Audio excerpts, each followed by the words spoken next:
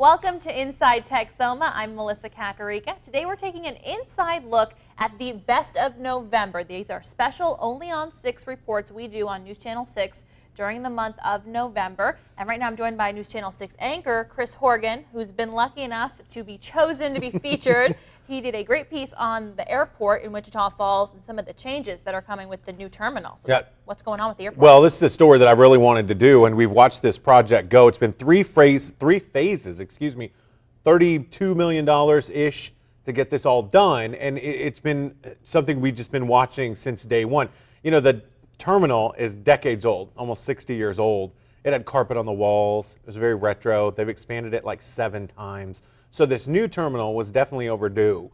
And we really wanted to, that wasn't the focus of our story. That was part of it, because we really wanted to make sure that the promise that came with this and what was sold to the taxpayers by city council and really city officials for the last 10 years or so was that we'd get another air carrier.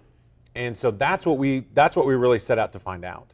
And now what did you find out? Because it is in the works, hopefully. It's a fingers crossed situation, right? It really is. The building, the building's amazing. That it's worth every penny that they put into it as far as being up to date, being new, being what this city deserves. But it's not guaranteed that there'll be a second carrier. And it's going to take more than just the building to sell it. And it's going to be the community that's going to have to be involved in order to get that done. Well, we know everybody wants to see it again so they can get a look at that airport. This is Final Approach. After 3 phases, tens of millions of dollars, and some major anticipation, the doors for the new Wichita Falls Regional Airport are about to slide open. Wichita Falls Mayor Glenn Barham is ready to see flights take off from the new terminal. I'm excited that this facility is going to be opening in December. I can't wait for the day to get here. It's also been worth the wait for Wichita Falls Aviation Director John Burris.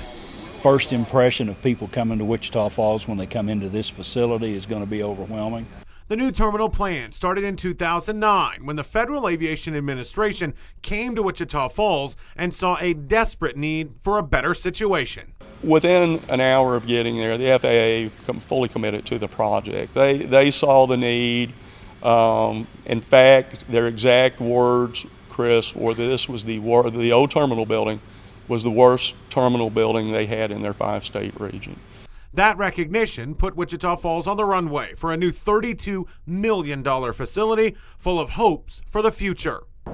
We've heard city officials say a lot about this new terminal bringing in a second carrier to the falls. That would bring in competition, probably lower prices. We'd have to see. But the thing is now, this terminal's about to open. So who is the air carrier that's going to be behind the new ticket counters? That is our goal, to get a second carrier, which will cause our employments to go up.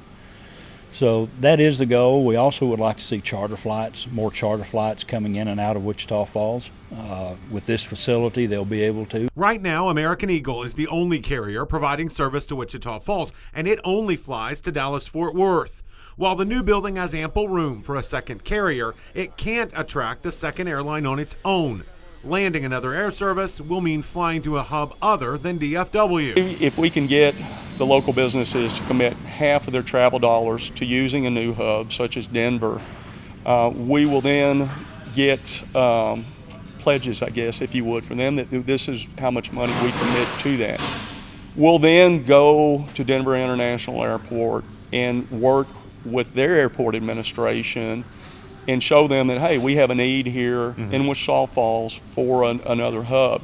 I think that's going to be our best route to getting a second carrier in Wichita Falls. The more immediate goal is boosting the number of people who fly in and out of the falls. The economy is stabilized. It's beginning to pick back up. More and more people are traveling. At its peak, 80,000 people flew in and out of the old terminal. In the middle of the recession, those numbers dropped to 36,000 people, but within the last year, it was back up toward 50,000. The new airport will give travelers a new experience. I think we'll see a day when we're back to 80, 90,000 employments out of this facility. Studies that we have conducted show over 100,000 people fly out of DFW Airport or Oklahoma City instead of using Wichita Falls. So basically 1/3 of the employments that occur in this region only occur in this building. So we've got a lot of growth potential there.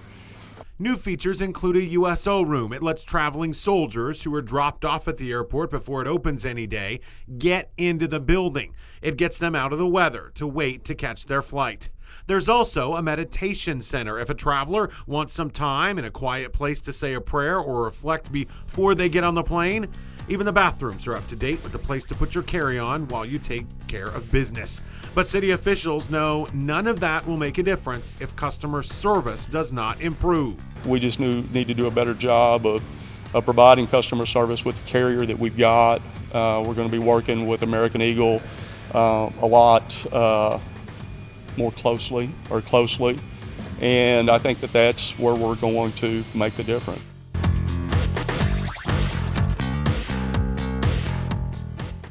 Welcome back to Inside Texoma on this Sunday morning. We continue taking an inside look at some of our Only on 6 special reports from November. Right now I'm joined by Brittany Costello, one of our reporters and our weekend morning anchor, to talk about her piece. You did one that a lot of drivers are really going to want to know about, the top ticket hotspots.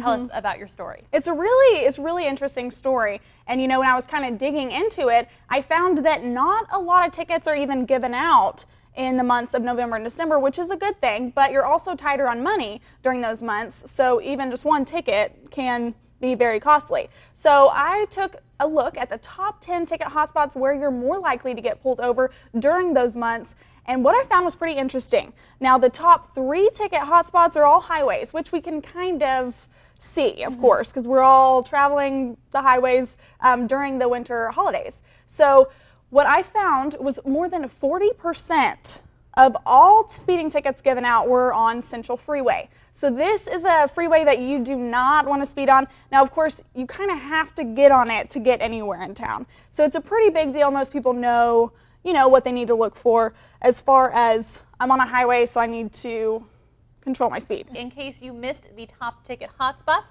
we're going to take another look at Brittany's story right now. First, you hear the sirens and see the flashing lights, then the dreaded. See your driver's license and your insurance, please? Just seeing it play out for this story could be hitting a nerve. We're going 40 miles per hour in a 30 miles per hour zone. But this doesn't have to be you, especially if you know the top ticket hotspots in Wichita Falls. The Wichita Falls Police Department hands out nearly 900 speeding tickets during the months of November and December. Sometimes while our patrol officers are working, they'll do a little bit of extra patrols in parking lots just during the shopping season. And there are plenty of parking lots for officers to patrol along the street that nabs the number 10 spot on our list, Caulfield Road, which helps connect drivers to Kemp, Midwestern Parkway, and Lawrence Road. Number 9 on the list, 9th Street. From Seymour Highway all the way to downtown Wichita Falls. Officers always make sure they're on patrol somewhere along this street. We definitely have officers out 24 hours a day. The patrol officers are out. We have a motor unit who their job is primarily to go out and work traffic. Taft Boulevard is another place police do not shy away from, passing through high traffic areas like Southwest Parkway, Midwestern Parkway, and Kell Freeway. Puts Taft at ticket hotspot number 8. Well, I feel like it is. I mean, I travel up down both these streets quite a bit, and yes, there definitely seems to be quite a bit of traffic. Of course, it's a concern to me, of course, with the college students. Ticket hotspot number 7's not too far away, Maplewood Avenue.